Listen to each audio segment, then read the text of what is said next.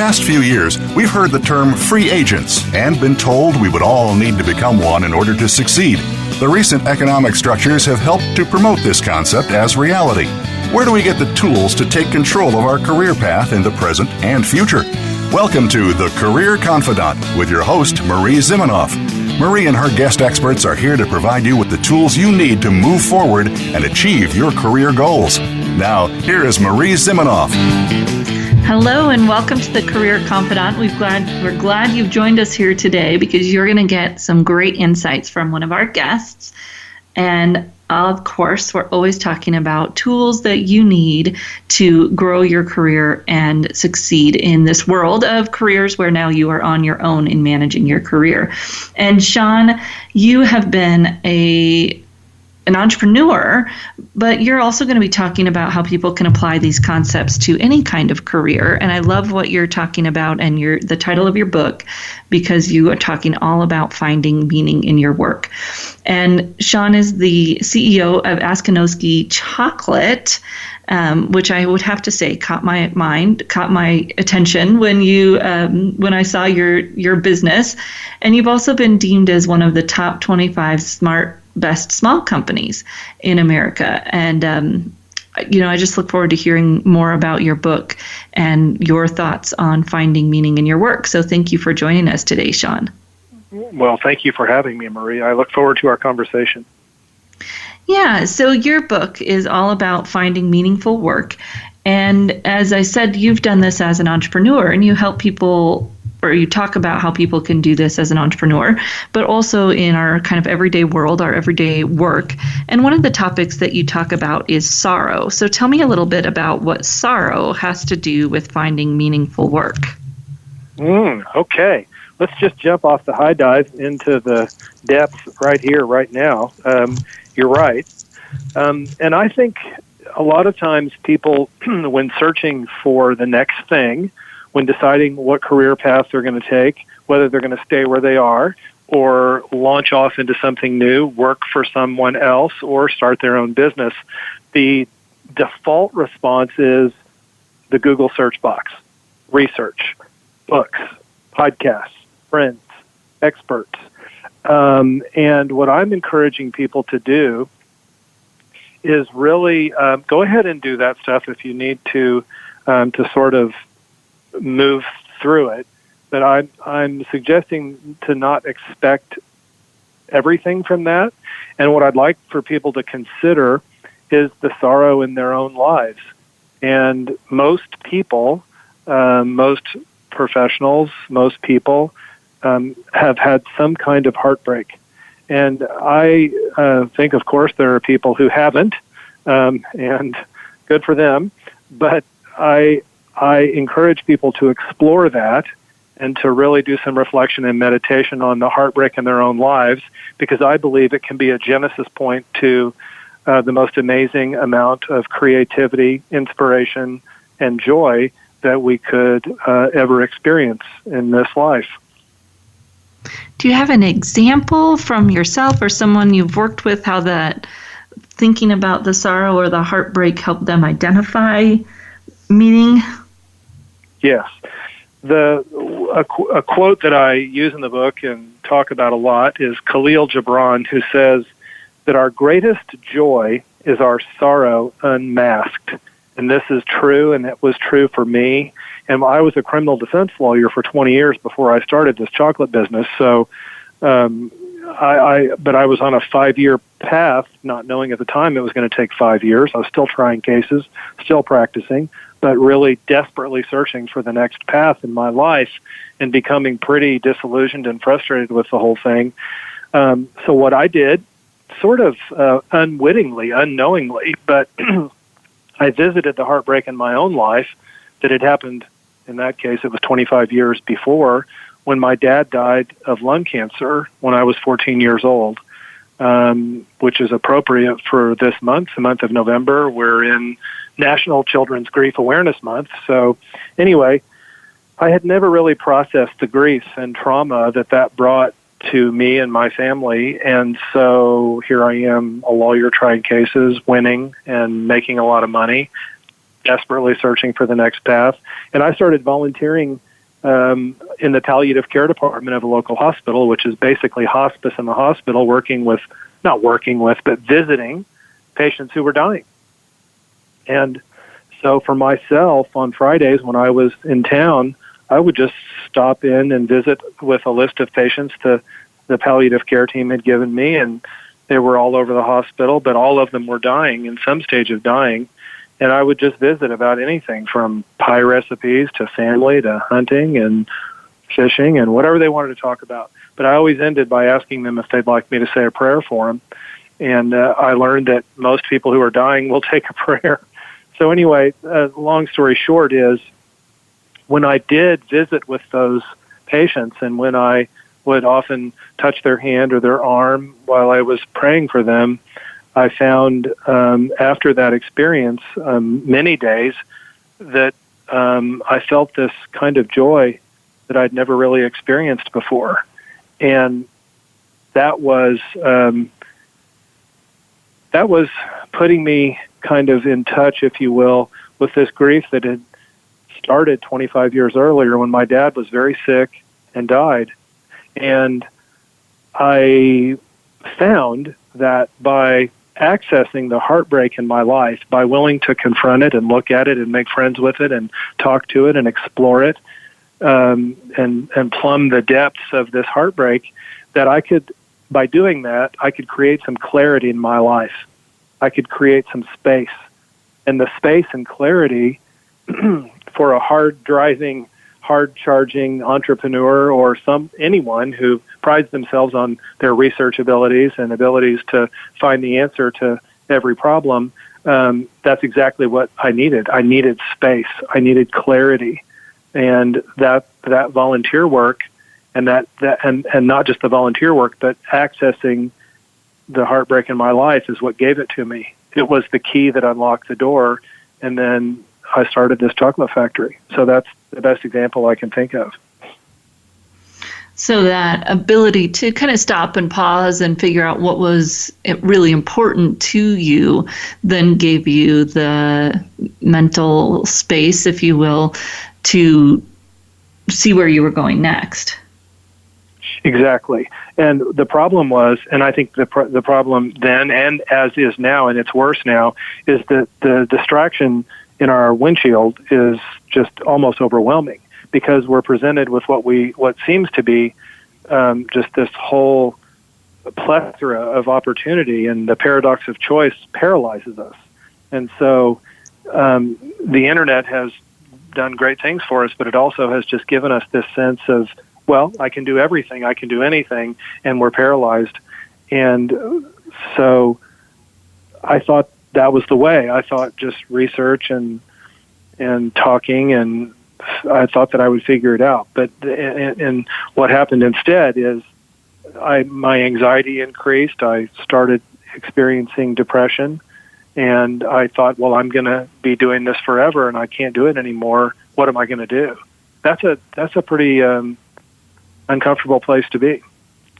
Right, and when people are changing careers, I often see that, they'll go online and research in the occupational handbook, and they'll see, this job is growing or this job isn't growing. And although those data points are important, as you say, it can't tell us what we're going to be driven to do. It can't tell us what we're going to have the energy to do just because something's growing, quote unquote, based usually on 5-year-old data in the occupational handbook. That doesn't mean that it's the place for us or where we're going to be successful. So really tapping into what is meaningful to us. And it sounds like for you, that was tapping into perhaps grief that you haven't processed. For some of my clients, it may be tapping into work-related grief, if you will.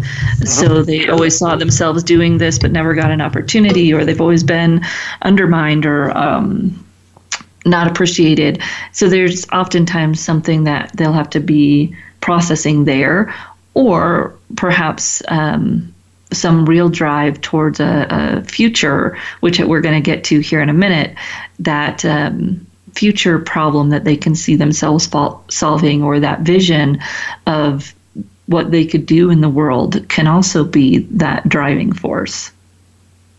Exactly. I read a book by Poe Bronson during this time called What Should I Do with the Rest of My Life?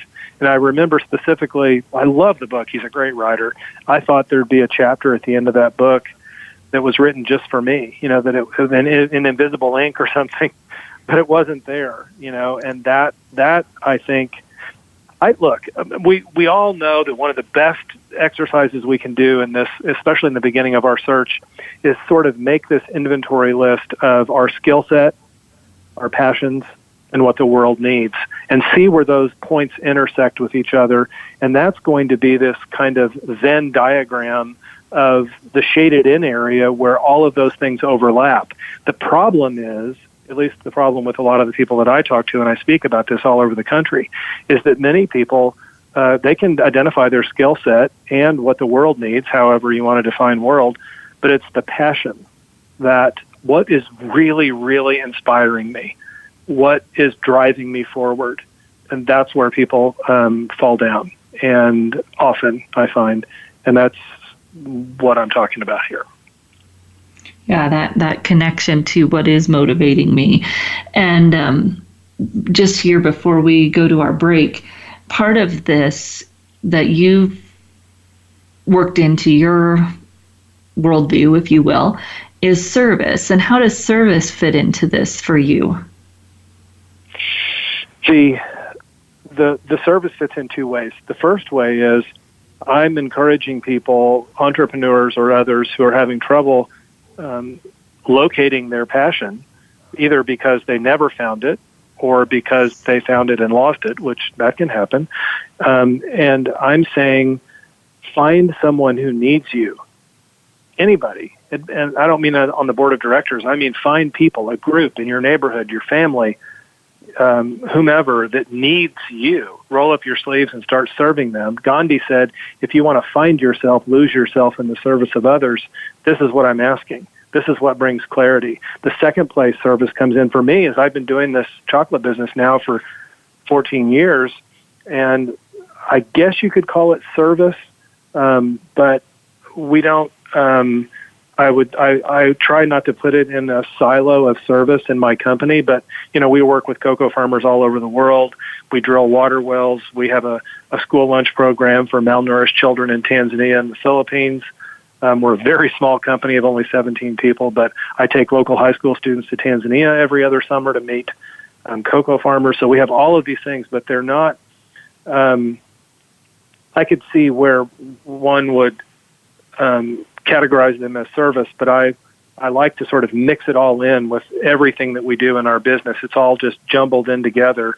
So that's the way I guess you would say, in air quotes, service would fit with what we do.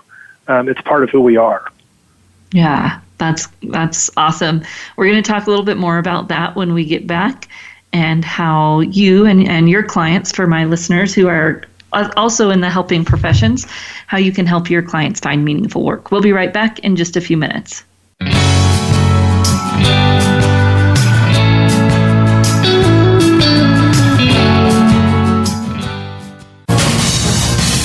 Voice America Business Network, the bottom line in business. You know that the career landscape has changed and that you need to be proactive about managing your career. You can have the foresight, skills, and confidence you need to take charge of your career and seize opportunities. A strategic advantage and career expert, Marie Zimenoff has helped thousands of leaders like you get focused, get found, and get hired. Visit getcareersmart.com to find out more. That's getcareersmart.com, or call 800-521-2080 to schedule your complimentary consultation. You hear about it all the time. Compromises, destructive malware, major breaches. You can't turn on the news without hearing about the latest cyber event. Learn more about cybersecurity, how it has become one of the most significant threats to our national security, and the battle experts undergo every day on your behalf to protect you, your families, and your data. Task Force 7 Radio with host George Reedus is the voice of cybersecurity around the world. Tune in live every Monday at 8 p.m. Eastern Time, 5 p.m. Pacific on the Voice America Business Channel. Every business wants to succeed. Every individual wants to succeed. But with an ever-changing economy, how can you manage to keep things doing so well, even in times of instability? You can. Tune in to Thriving in Uncertainty with host Meredith Elliott Powell. Meredith and her guest experts have the answers you need to keep you ahead of the changing game in business. Listen every Monday at 1 p.m. Eastern Time and 10 a.m. Pacific Time on the Voice America Business Channel. Accept the challenge to succeed. Follow us on Twitter at VoiceAmericaTRN. Get the lowdown on guests, new shows, and your favorites. That's VoiceAmericaTRN. From the boardroom to you, Voice America Business Network.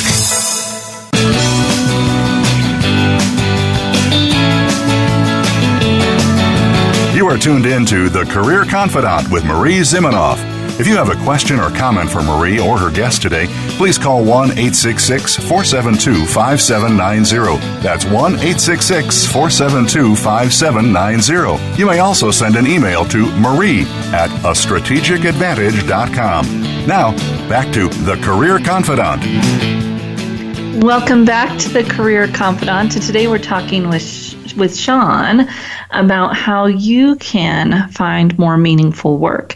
And Shawn, you've been telling us about your journey in discovering that the pain of losing your father was really kind of an unprocessed area for you, and once you started to process that, had more creativity, if you will. And that also in your company you have this portion of service, which I'm guessing also offers an opportunity for your employees to explore that area of giving back. And you always get that feeling when you volunteer. You get that ability to connect with yourself and realize that you're getting just as much out of it as you're giving, which sometimes is an unpopular idea, but that's what we do, right? When we give back, we also heal ourselves. Right.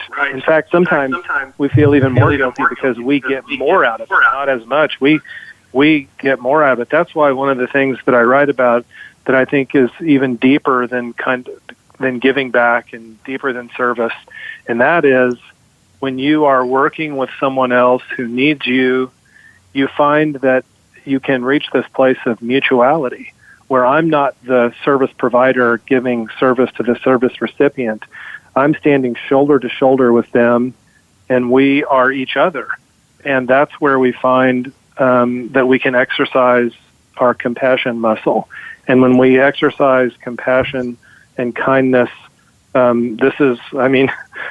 don't care what job you're in, I don't care what you do, but this is what it's about. We want the chance during the day to exercise compassion and kindness.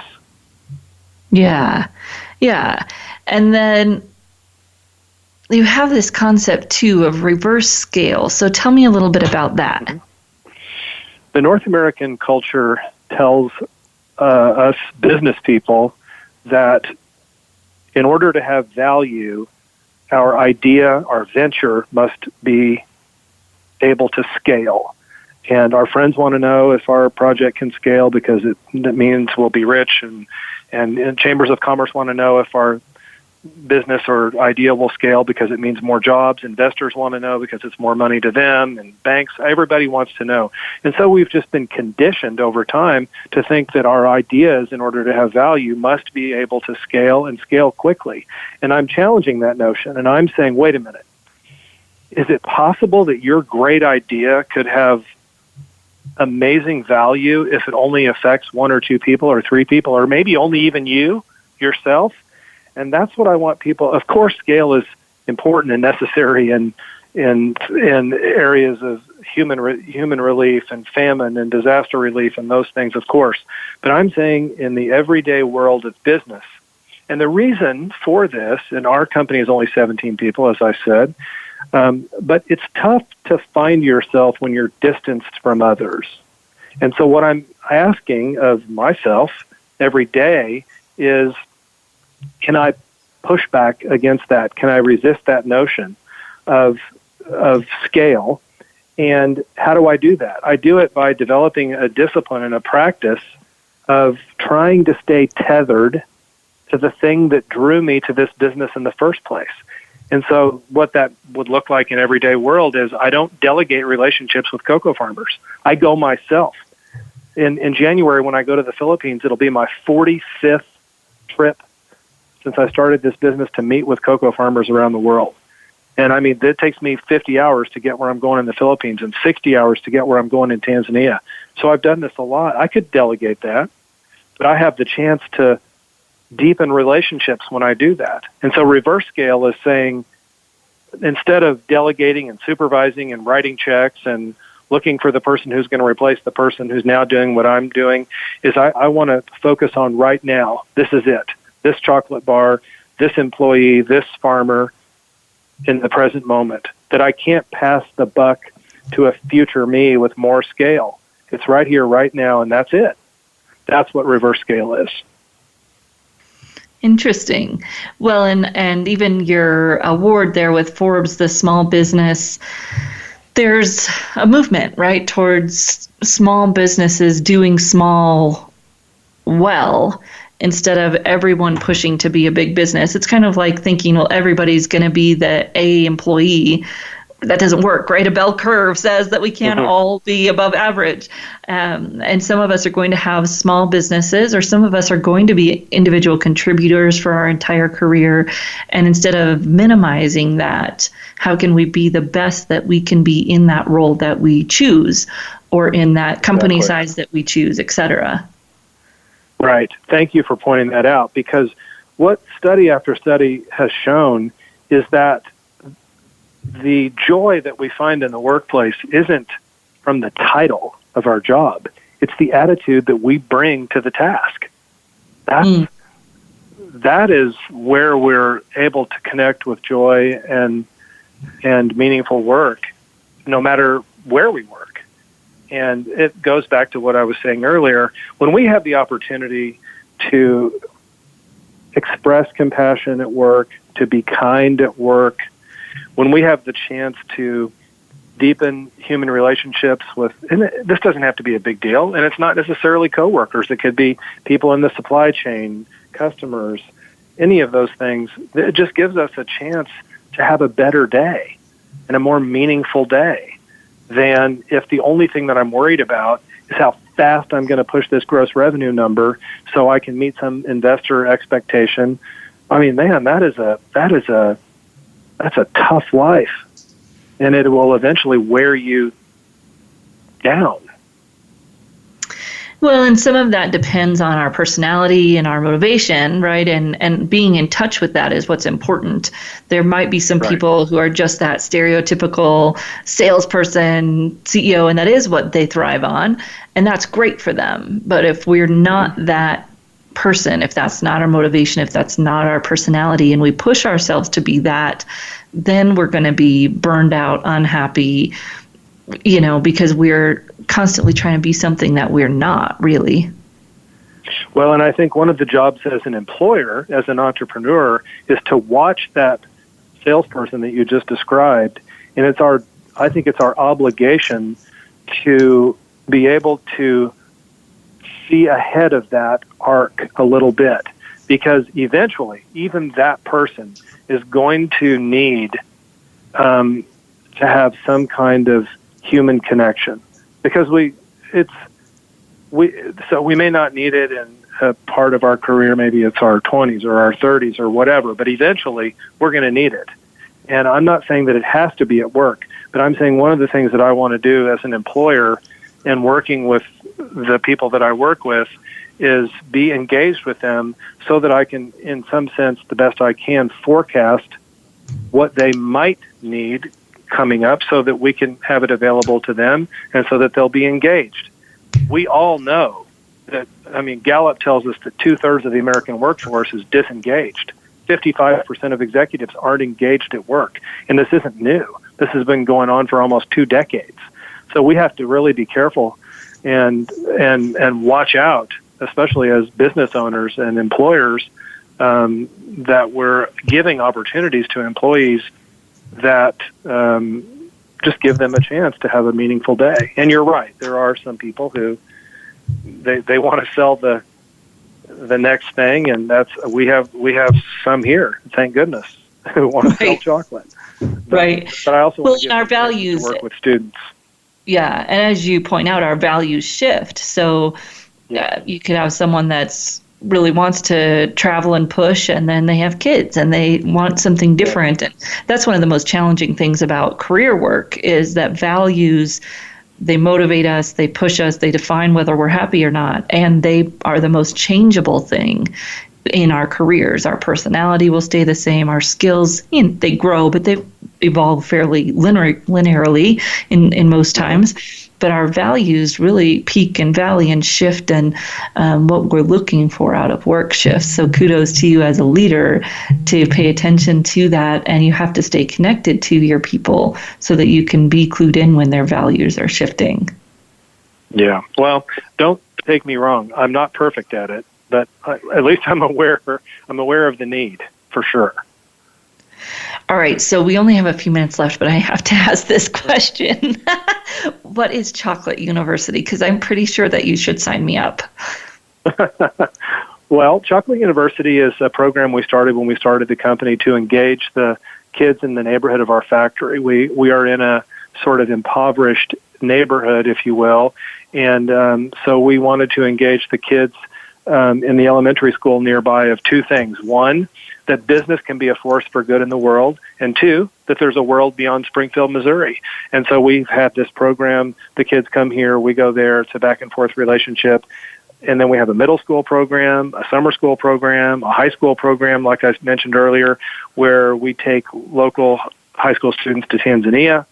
And it's pretty much just in southwest Missouri, but it is it's definitely one of the vocations of our chocolate business to work with students. That's amazing. And the travel piece of that and getting anyone, but especially students who may not have seen the world, giving them that opportunity to see the broader perspective. What a great opportunity for them and a fun way for your business to connect to the community and do good in the world. So how can people follow you, Shawn? How can they learn a little bit more about you, and how can they get the book? Well, thanks for asking. Well, the book, Meaningful Work, is on Amazon or other bookseller sites in Audible or Kindle or hardback. And people can find us at Askinosie Chocolate on social media or just askinosie.com. And we ship chocolate all over the country, and it's ASKINOSIE. And I've got a blog at ShawnAskinosie.com. So Askinosie Chocolate. I will definitely be looking that up, and I'm excited to follow what you're doing. So thank you for joining us and talking about meaningful work. And if you're listening out there, go and get the book so you can hear more of Shawn's story and his tips for how you can find meaningful work. We're going to take a break, and we're going to say goodbye to Shawn. But when we come back, we'll unpack this a little bit and talk about how you can find meaningful work. We'll be right back in just a few minutes. Thank you, Shawn. Thank you.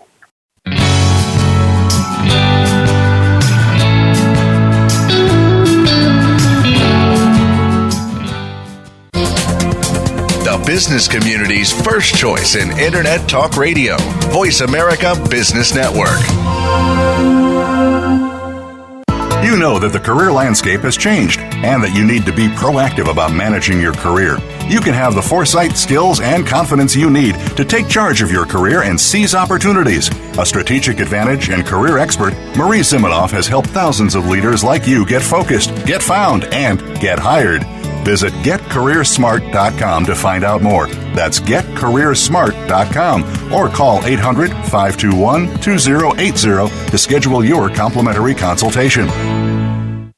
Today we live in a truly global environment. Business can more easily be conducted now in almost any part of the world. How do you, as a business owner or professional, navigate the ever-changing business landscape? Tune in to Leadership Beyond Borders with host Kimberly J. Lewis. With a worldwide resource of guests, you'll find out what opportunities and challenges surround diverse and virtual organizations. Listen live every Tuesday at 3 p.m. U.S. Pacific Time on the Voice America Business Channel. Have you become a member yet? Sign up now to become a member of Voice America. It's always free and easy. Plus, you get to take advantage of some great member benefits. Get unlimited access to millions of hours of on-demand content across all of our channels. Keep track of your favorite episodes, shows, and hosts in your own customizable library. Find out what shows you might be interested in based on your favorites. Plus, you get insider access with our newsletter. Membership gives you more. Sign up at voiceamerica.com and click register at the top right. Think you've seen everything there is to see in online television? Let us surprise you. Visit voiceamerica.tv today for sports, health, business, and more on demand 24/7. Voice America Business Network, the bottom line in business.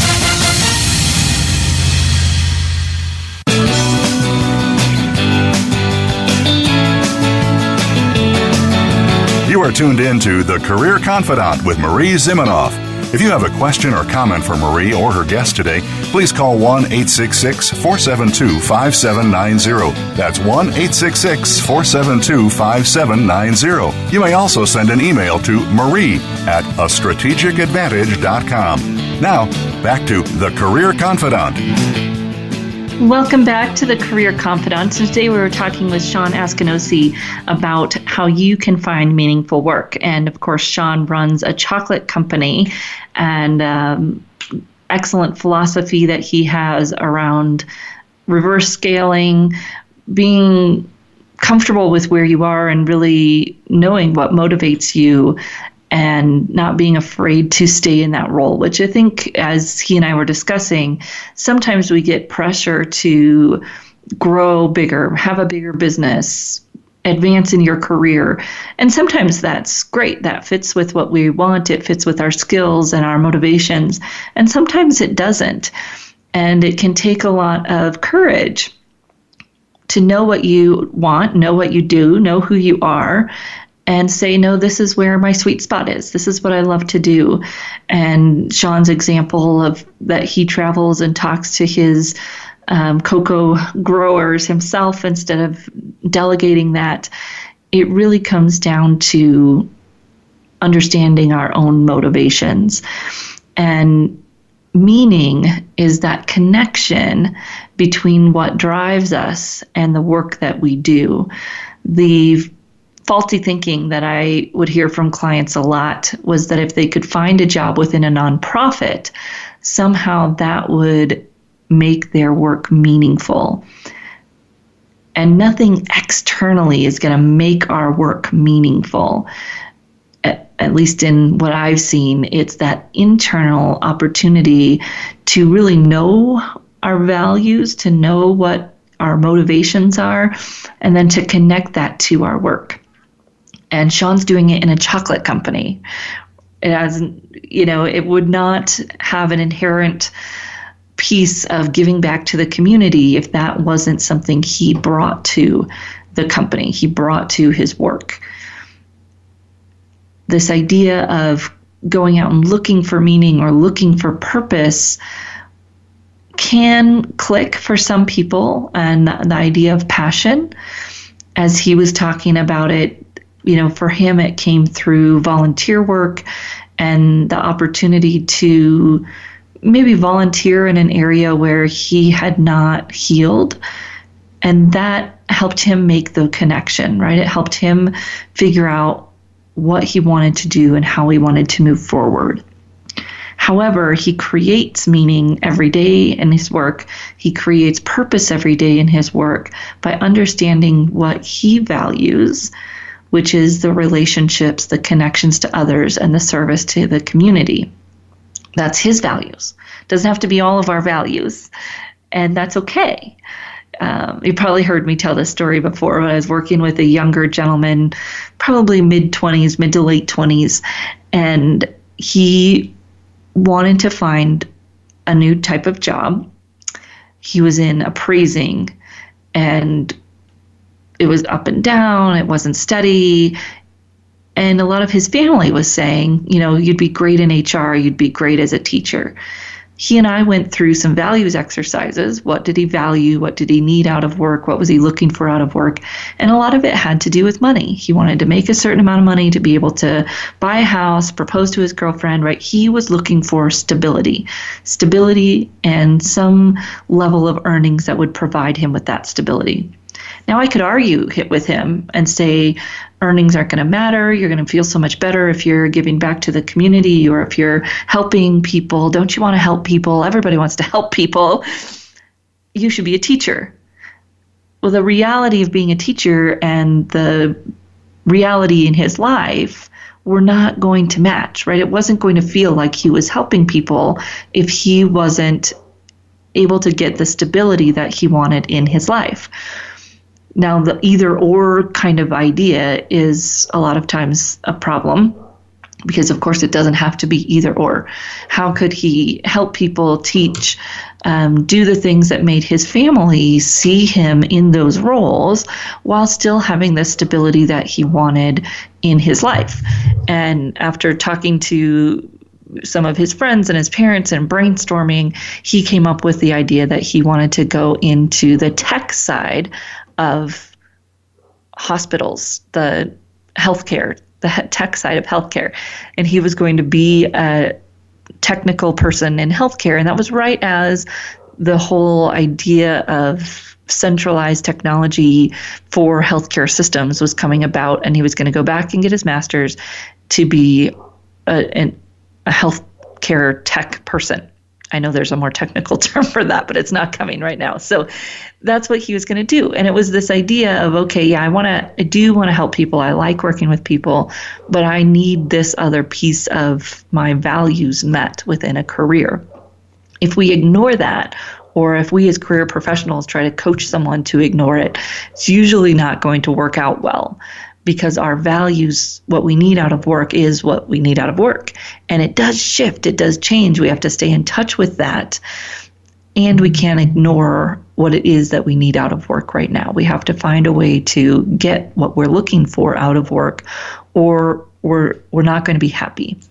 So what happens to a lot of my clients that wanted to work in nonprofits is that they wanted to work in nonprofits because they thought working in a nonprofit would help them feel more meaningful. But what they sometimes didn't realize was that they wouldn't get to do what they wanted to do in that nonprofit necessarily. So someone who loved marketing and strategy, yes, they wanted to work in that nonprofit, but if they had to go in at a program manager type of role, an internal facing kind of role, it wasn't going to let them use the skills that they wanted to use. And that was part of their career values, right? Is that they wanted to use these skills that they loved to use. They wanted to do these types of tasks every day that they loved to do. Sometimes they could make that transition and still get to use those skills, but in a different way. And sometimes they saw that it wasn't going to work.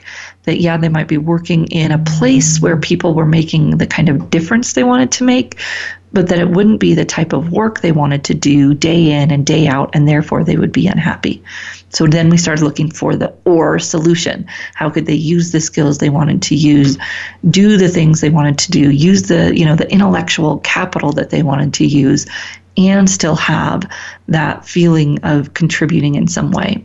What a lot of companies miss out on, in my mind, is the fact that, exactly as Shawn has tapped into, the company does not have to be doing something specifically to change the world for an individual to feel like they're changing the world as part of the company. Engineering companies, for instance, have a hard time recruiting women. Engineering has a hard time recruiting women because they have a hard time telling the story of how that engineering is making lives better instead of just how cool the technology is. And I worked with a lot of engineers over my time, and a lot of them do revel in how cool the technology is and don't as much care about how it's improving lives. But that's a subsection of engineers, and when the company and the marketing especially is run by those engineers, then you don't get the connection to how this work is changing lives. And I worked with an engineer early on in my career who wanted to save the world environmentally, right? Wanted to go into green and wind and solar power so that they could change the world, and was really frustrated by the fact that their experience and the industry at the time was really more open to going into the oil and gas industry, and how could they go and work for the industry that was killing the earth. Well, that industry, however, had the largest opportunity to change the earth, because if you could make that industry cleaner, it would actually decrease carbon emissions and help the environment more than wind and solar. Because if you could get the dirty engines around the world running cleaner and reduce those greenhouse gases, that would have a huge impact, just as much, if not more, as wind and solar. So it's that idea of reframing how we look at our values and the work that we're doing, and that really in any job, maybe not any job, but in most jobs, you can connect the dots between what you're doing and how it's impacting others, internally or externally. You just have to do the work to connect the dots. And unfortunately, companies don't help people connect those dots very often. So what are those dots for you? How does the work that you're doing connect to your definition of meaning?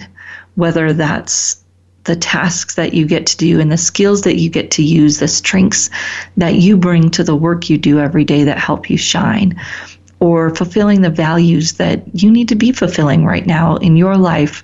Because guess what? You can't save the world if you can't pay your own bills. You can't save the world if you can't help your own family. So we have certain times in our lives where we have to fill differing types of values, and they don't have to be competing. They can be coexisting, and it takes some time to figure out how they might be coexisting. And then my idea around purpose or passion, especially purpose, is that we create purpose in our work. You can show up to any job and have purpose in that job if you look at how it's adding to what you want to do in the future. So you might not be able to be in a place right now where you feel like your work is serving your end goal purpose. Maybe you feel like your purpose is to educate others, and you're just not there yet. What in your job right now is helping you take a step towards that goal? What are you learning today that you'll be able to apply when you get there? And if we can take that approach every day in our work, what am I getting out of today that will help me get to where I want to go tomorrow, or be more successful where I want to be tomorrow? Because every day offers those opportunities. And if we can see them and take them, we'll just be that much more prepared for where we want to go tomorrow. Or maybe we don't know where we want to go tomorrow. We're still struggling. We're still lost a little bit. And guess what? Every day offers up the opportunity to say, nope, don't want to do more of that. Or, wow, yeah, that. How do I get more of that? We're going to take a short break, and when we come back, wrap up all these ideas with a little bit of a bow in terms of how you can find meaning and purpose in your work. We'll be right back in just a few minutes.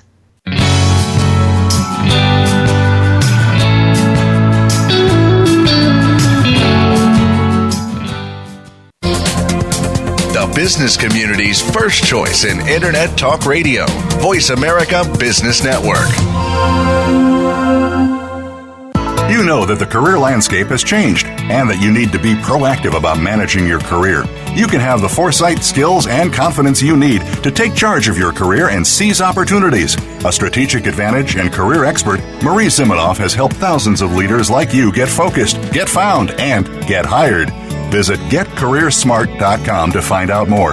That's getcareersmart.com, or call 800-521-2080 to schedule your complimentary consultation. We hear it and read about it every day in the news. America is heading over a fiscal cliff, home prices are still receding, and unemployment growing. How can you preserve and increase your wealth in this kind of economy? Tune in to Turning Hard Times into Good Times with host Jay Taylor. Jay will explain the decline of our monetary system and the economy, and will give you winning investment ideas and the tools to protect and increase your wealth. Turning Hard Times into Good Times with Jay Taylor can be heard Tuesdays at 3 p.m. Eastern Time, 12 noon Pacific Time on the Voice America Business Channel. Become our friend on Facebook. Post your thoughts about our shows and network on our timeline. Visit facebook.com/Voice America. When it comes to business, you'll find the experts here. Voice America Business Network.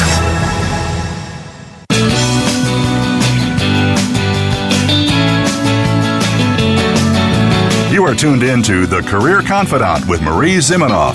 If you have a question or comment for Marie or her guest today, please call 1-866-472-5790. That's 1-866-472-5790. You may also send an email to marie@astrategicadvantage.com. Now, back to The Career Confidante. Welcome back to The Career Confidante. Today we've been talking about finding meaningful work. And I would encourage us to think about how we can create meaning in our work and really look for those, what does that mean? Because if you go out and search for meaningful work before we have a clear idea of what that looks like, you probably end up hopping from place to place and not really getting what you need.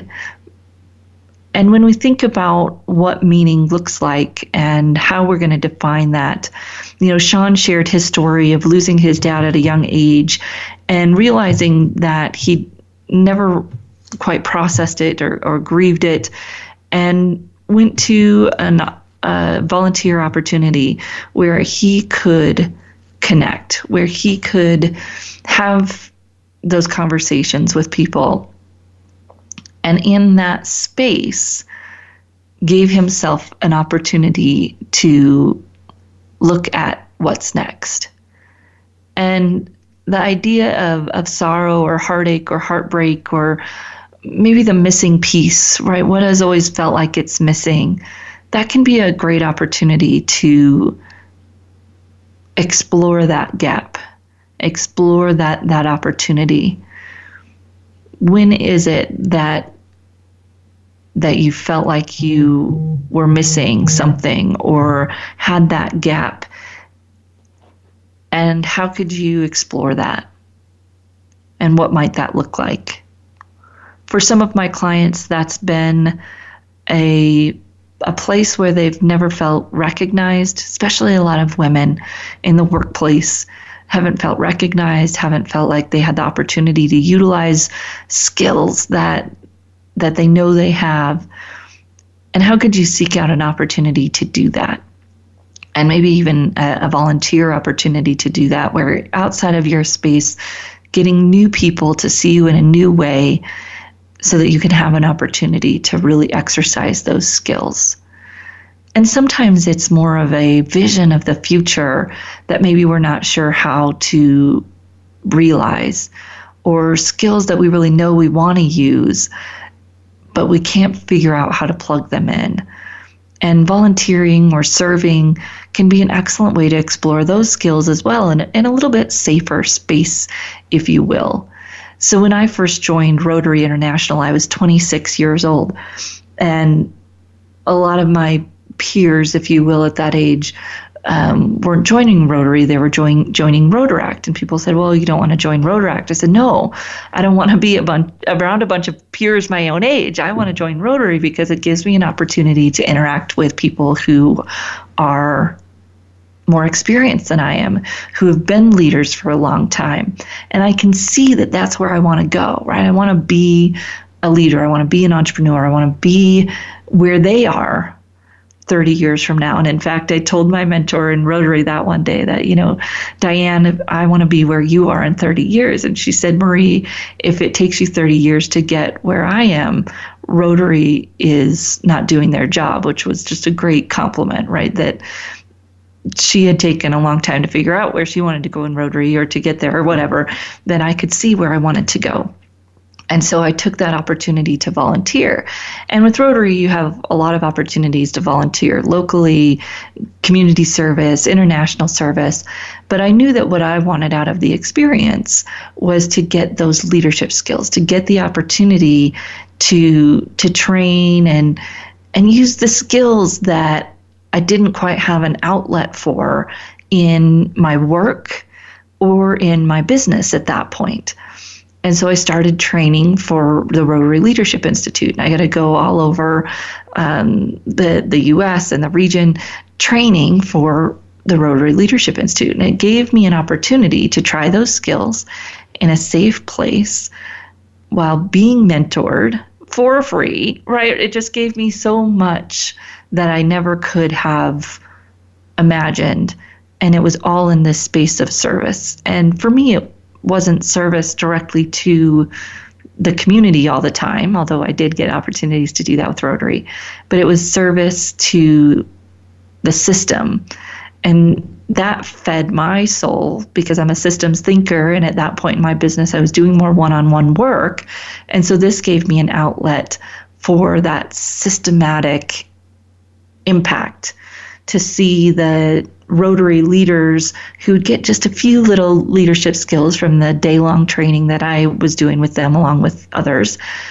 And then they would go out and impact their communities and their clubs. And that systematic impact that I was missing in my work at that time, I got through my service and Rotary. So service can look different and act different and be different, and give you an opportunity to connect in the way that you want to connect. And I always tell people to find service that fits for you. Going and bagging food at the food bank can be great, but if you're looking for opportunities to connect with people, probably not a great place, right? It's not going to give you that piece of your heart that you're looking for, that fulfillment that you're looking for. And it may be a piece of what you do, but also seeking out those opportunities to do something that feeds the need that you're looking for. And it was an unpopular idea that I shared in the Rotary Leadership Institutes that I taught, that Rotary's slogan, service above self, didn't really encapsulate why people joined Rotary, and especially why a new generation might join Rotary, because service is putting others above yourself. But really, service is an opportunity to connect with yourself and to get way more back than you ever give, because you get to feel that feeling of giving. And it's okay to find service opportunities where you also get something that you're looking for, because you're going to bring more of yourself to that opportunity. You're going to feel even better about it after you do it. And that's okay. That's okay. It's great to go do service that the community really needs, and it's great to find those opportunities for service where, yes, it's something that people really need, and it's something that you really need, just like Shawn and going to the hospital to help with the palliative care. It's okay to find that sweet spot. It doesn't have to be either or, even in service. So as you go and you look for meaning in your work and you look for purpose in your work, find those places to connect, those places where you see how your work is contributing to the broader world. Search for them, ask about it, connect with it. And then each and every day, how is your work getting you to that place where you'll be able to give, or helping you figure out what that place might look like? Because every day you can have purpose in your work if you look for it and you seek it out. We'll be right back here again next week on the Career Confidante with another great guest and an opportunity for you to get the skills and tools that you need to take control of your own career. We'll see you next week on the Career Confidante.